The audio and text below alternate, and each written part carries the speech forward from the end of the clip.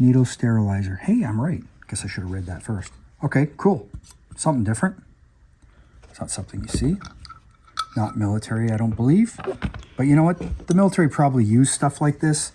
You know, truthfully, during wartime, they just took stuff off the shelf and didn't worry about it. As long as it works and fulfilled the use that they had for it, then they're good to go. Simple as that. And that's reality. First aid kit. It's called tabloid. Let's see what's in here. I didn't even look at this stuff, some of it before I bought it. Waterproof Chestnut, whatever that is. I guess it's some sort of Band-Aid dressing. No idea. No, there's something in there. There's pins in there. There you go.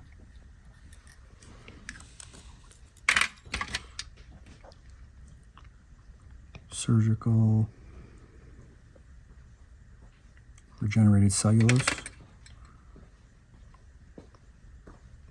Regenerated cellulose, okay.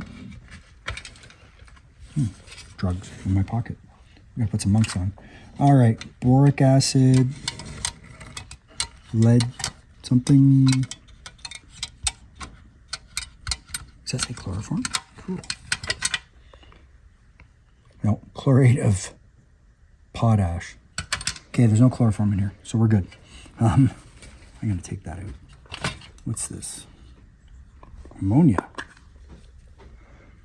So what you do with these is you snap them, and you, like that, and you hold it under someone's nose. And it usually wakes them up. It works.